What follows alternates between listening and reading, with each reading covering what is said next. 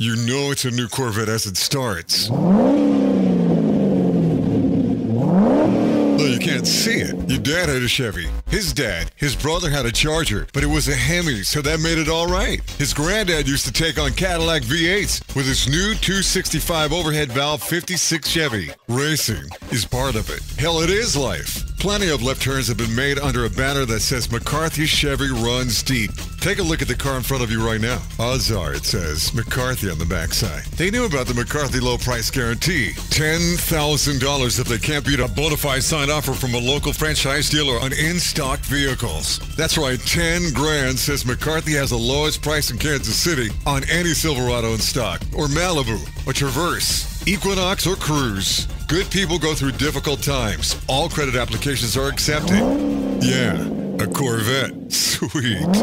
McCarthy Chevrolet. I-35 in Santa Fe and Olathe. Welcome to Hour 2 of the Midwest #1 weekly motorsports show, Track Talk, on the Racing Boys Broadcasting Network. Brought to you by McCarthy Chevrolet. Once again, here's Scott Traylor and Kirk Elliott.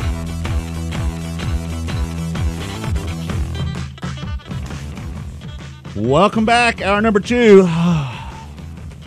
The fun hour of Track Talk on Sports Radio 10 WHB is fun, but it's not as fun as hanging out with our peeps in the chat room, and it always spikes up when we go to hour number 2. We appreciate everybody following us over here. And did we get the freezing thing fixed on the everybody TV is here? telling me on the chat room that it seems to be better. You know, all I did was reboot the computer. It's a TriCaster, but yeah, it's the television switching system that we use here at Racing Boys World Headquarters. And I checked the internet connection, and that seemed to be fine. I wonder why in the world. Let me show them how we switch. Go ahead. Yeah. All right, go ahead. Go ahead. I was thinking, why in the world is this thing freezing up on us this morning? Because the internet connection I checked was fine. Because a lot of times, if the internet connection is fouled up, then that'll freeze the signal going out on Ustream, the TV system that we use here.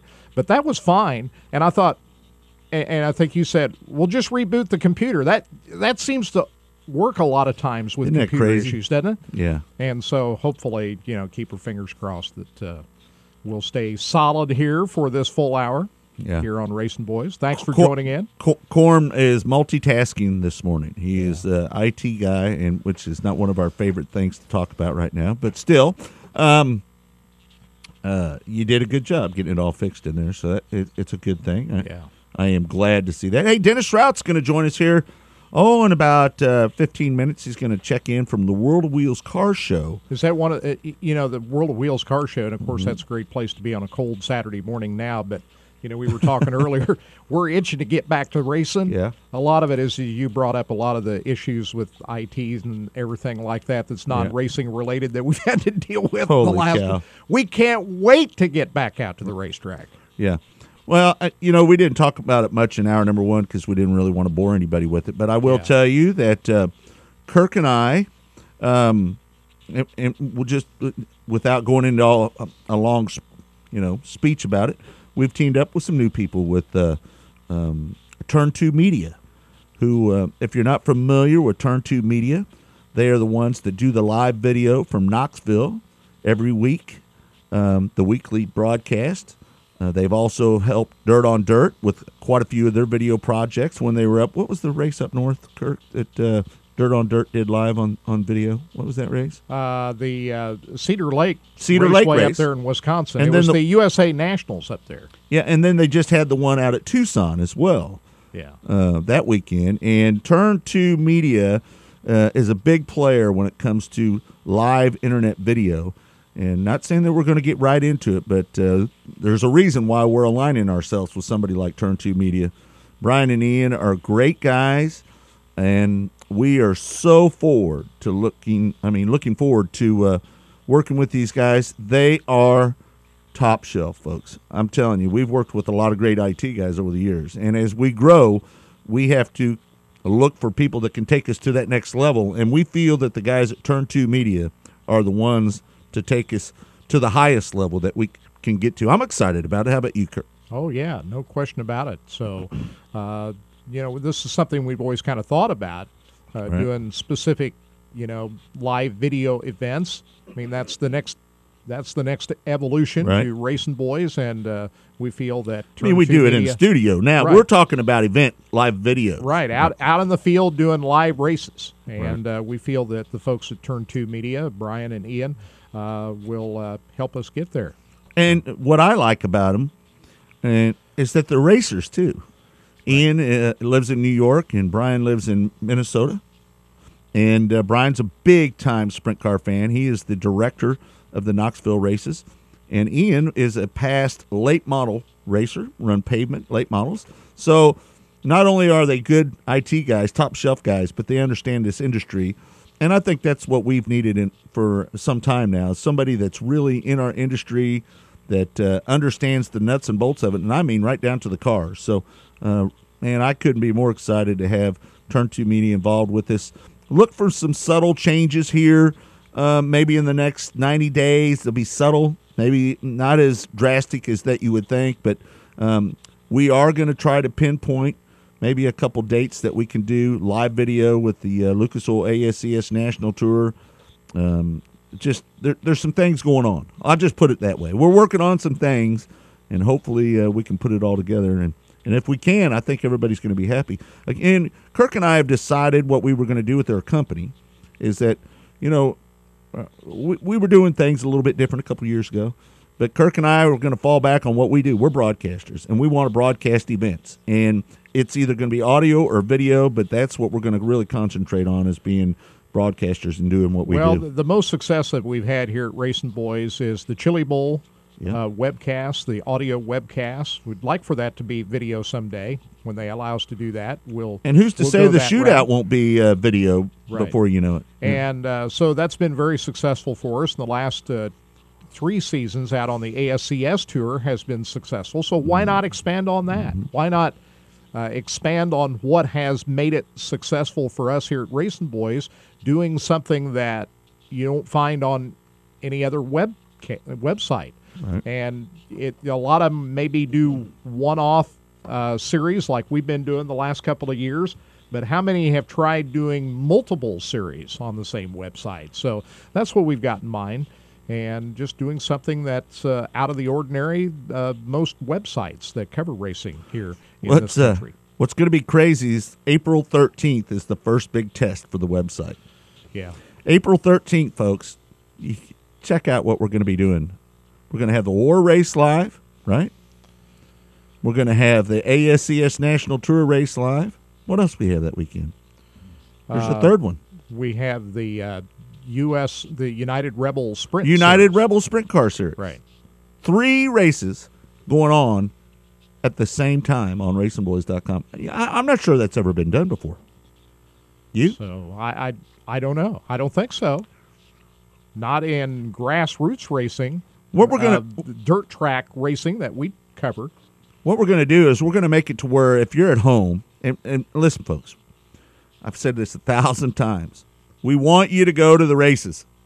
We want you to go watch the races. But if you can't make the races, we want you to listen on racingboys.com. And what we're going to do is kind of have a radio dial. And you'll be able to just sit there and flip up and down the dial. Say, for example, if you're listening to Lucas Oil ASCS National Tour, and we have a little downtime, and we're in a long commercial break because we have a lot of sponsors. Sometimes those breaks are 7 or 8 minutes long. And you've already went to the refrigerator, and you've already got your favorite beverage, and you sit back down, and you're waiting for that break to end. You might just flip down the dial and go to the United Rebel Sprint Car Series and listen to Michael Wilson. Or you might go to the War Race and listen to Kirk Elliott with Scotty Cook making the call. You just don't know. And I will tell you, we're working on a midget series, and we're pretty confident we're going to make an announcement about a midget series being live on Racing Boys as well. So we're going to have 4 different broadcasts going. And if you're out there listening right now, if you want your local track to have a broadcast, I'm telling you, they need to get a hold of us at racingboys.com, or they can call during the week at that number that's up on the screen. We have opportunities for weekly shows as well if you want to do it. The system that we're going to use is pretty elementary, and all it takes is the local announcer. We're making it. We have a couple tracks that are interested in doing what we're doing, and I can't mention them yet because we haven't signed them up completely. But There's tracks out there that would like to be able to broadcast their races weekly on racingboys.com. And if you're a series or if you're a track and you might just want us to come in and do one special for you, I'm telling you we can do it so cheap, it's crazy. You just need to give us a call at the number on the screen during the week or email us at racingboys@racingboys.com. So, like, if you are a promoter and you know you got a big sprint car race or big late model race or a big modified race, just get a hold of us.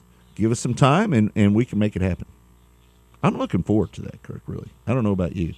Yeah. I'm more giddy about this year than I've been about what we've done in the last probably, well, since the beginning. You've been with me 12 years now. I don't think I've been any more excited about what's going on here with Racing Boys than I am right now. Well, I think a live video of, not live video, but live audio of races, and then maybe sometimes live video, and we'll go out and shoot some action, put up on the website as well, wherever we're at. Instead of watching the shows in studio, which we've been doing for the last several years right here. And we're going to continue watching that. our ugly mugs here on TV. Yeah. That's good to a certain extent, but I think most people like to hear the live action, or maybe like to see some more racing on the website too. So we're going to head in that direction. Well, Matt, I will tell you that there will be archives, so you don't have to miss them. If you do miss them, we'll have them up archived. We haven't figured out how we're going to put all that together yet. I'm not sure about the archives yet. We'll get it worked out.